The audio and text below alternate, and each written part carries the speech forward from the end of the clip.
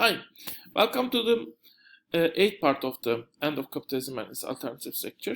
And basically, in the last part, this lecture series is part of the Marxian economics course and prepared for the Middle Technical University, Northern Cyprus campus. Last time we were talking about the dictatorship of proletariat, and I was bringing some question on this concept. Asking some questions on this concept. Especially this lecture contains a lot of questions, considering actually we are trying to talking about possibilities of the future, and nothing is certain. And we are talking on the future. I don't think there's a determinism. There are possibilities, and we can talk on possibilities. And the future can always surprise us, but we also have significant prediction power, in my opinion. At least prediction power on possibilities, not a definite outcome, but different options. Anyway, now for the dictatorship of proletariat, the last question we might ask is: are the Western democracies, democratic countries, turning capitalist system into a socialist system? Are all the transformations that are happening since the democracy was fully established in those countries? And that is actually sooner than you think. I mean, the majority of even male population in United Kingdom, England, got the voting rights in the First World War. First World War, not soon, not before. So you might have heard England as the oldest democracy, but that democracy did not contain vote of everyone. Actually, for long time, English democracy was an oligarchy. The people that were consisting of parliament, they were basically they were representing a minority of the population. Since 1914, can we say, with all up and down swings, there are some downswings, we are the social control, social regulations, and social takeover of the control of the economic system in England, France, Germany, Japan, United States, and even developing countries.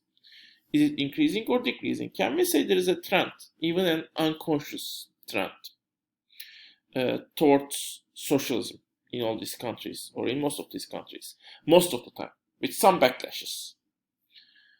That's an interesting question to ask, and I'm leaving the answer to you. I want to answer this question. Now, let's move to communism. We have already discussed what socialism could be in the nature of new system thing part, and we will discuss socialism further, basically, in coming parts, with some practical examples and some options on socialism and some critique to the social system also. But before doing that, what is communism? So it comes after socialism. What comes after socialism? Now, so socialism, Engels basically mentions that socialism is the end of prehistory of the human population, which basically means that previously the laws of nature and arbitrary laws that are not established by humans were controlling the social relations also, how we establish our relations between different people. After socialism, we consciously, as much as we can, will shape and control our social relations and our economic system, the way our social system is constructed and basically run, which doesn't mean, again, we won't have contradictions, but at least we will have control, more control than, we have a real control as opposed with the previous eras on the overall structure of the system. Previously, we didn't have control over the overall structure of the system. Of course, within the system, boundaries of system, we could have some control, but we were not shaping the system consciously as the society. Maybe in last centuries this might be to some extent changed. At least political system was changed, but the overall nature of system, according to Engels and Marx, were still shaped by the arbitrary processes, not by conscious intervention of the collective will of the society. So socialism will establish that, according to them. Dictatorship of proletariat, and after that socialism will establish that. While communism is a late era, and pretty much, as far as I know, the main writings on communism by Marx, and later these ideas were actually changed a lot and interpreted differently. But the main writing of Marx is actually, everyone in communist state will work as much as they can and will consume as much as they need. Well, here need and can are difficult words, basically. What do they mean? Won't people work as much as they can in socialism? Let alone capitalism, let's say socialism. And won't they consume as much as they need? Well, will needs of the people not met in socialism? Well, you can read yourself the details, but Marx is pretty much obvious actually, even the case. People might work in jobs they want. They are not forced. They do it willingly. The state is actually not forcing people. Maybe they are organizing people to become more productive. So in that sense, the state in regular sense, the state that controls people, that orders people, will disappear. The state might turn into not management of people, but rather management of things, management of the products. Well, plus we might add maybe coordination of the people, because still we might need institutions for coordination. Well, if there is no enforcement on anything, then we might understand communism as a stage where people work as much as actually they can, and that can is defined by them. They define how much they can work. In that case, we can very well turn this sentence into as much as they want. So, since they define how much they can, people work as much as they want. They work only as long as they want. And since there is no enforcement on what to consume, how much to consume, the same thing can also apply to the consumption.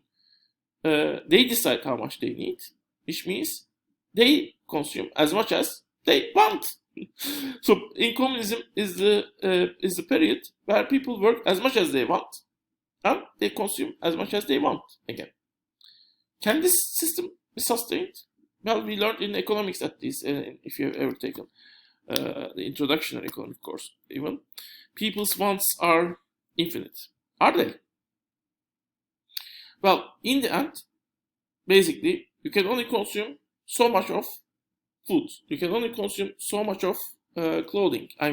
You can have infinite number of clothing, but even if you change the clothes every minute, then the number of clothing you can use is fixed.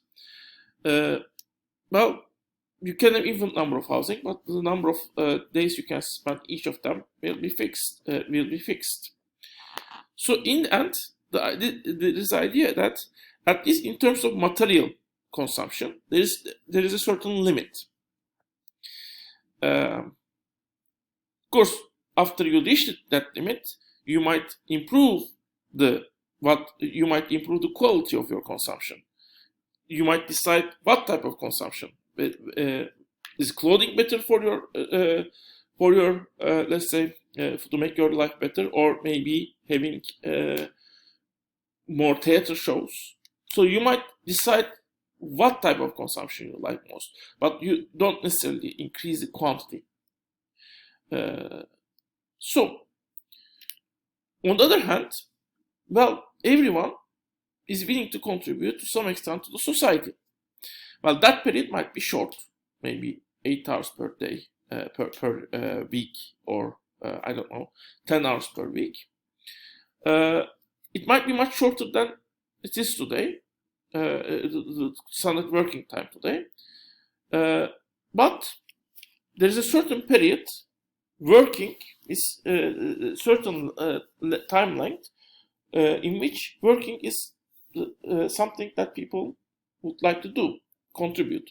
And even today, people do certain type of works, like volunteering, without getting paid, just because they want. Well, there might be some other rewards in social rewards. There might be some personal rewards, like working in a zoo might be something exciting for the people. But just relying on the work people want to do will be able to create enough production which will be sufficient for meet people's wants, especially if they will consume as much as they want. Well, here's a trick. The productivity throughout the 2 centuries has been continuously increased. So you might come to a point within the socialism where productivity is so high that the people are able to, when people work, all people work as much as they want, which might be 2-3 hours per day, they might be producing more than even what people might want to consume. So we might come to a point where productivity allow people to produce as much as everyone would, more than everyone might want to consume at the period that everyone wants to work. And that's the condition of communism. Well, will we come to a point? Will we even, is it even possible? Is it even possible to organize people? Is it even possible to, well, some jobs are jobs that no one wants to do. Well, maybe we can make those jobs more enjoyable. So some people might want to do those jobs now. But is it possible? Well, that might be a possibility you might think of, but is it realistic? You might think about it. So is communism a system we are able to go reach, and is it a system even if you want to reach? This is an interesting question, although at current conditions, also to some extent, in my opinion, hypothetical. Although at the end of this lecture, I have a surprise for you. Maybe in some areas we already have communist type of production, well, in very isolated spheres.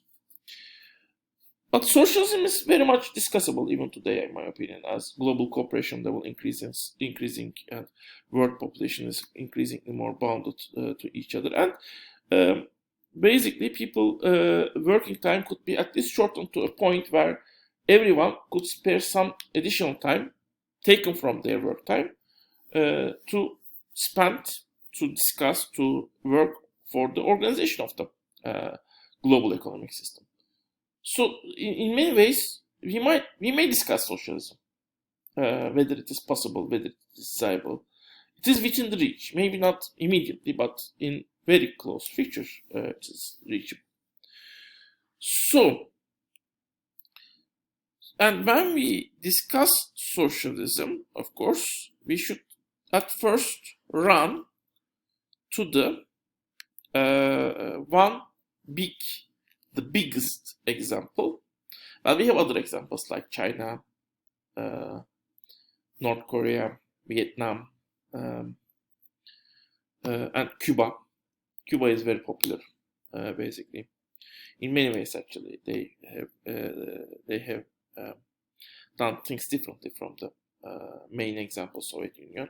And even countries like Yugoslavia are specific examples we might study. However, of course, the biggest example and the biggest economy by far, which was once actually one of the dominating economic systems of the world, is the Soviet Union. So Soviet's experience is certainly something we need to review. So in the next part, we are coming close to 15 minutes mark, we will just do that. We will review the Soviet experience from the beginning to its end in 15 minutes. So let's see you in the next part.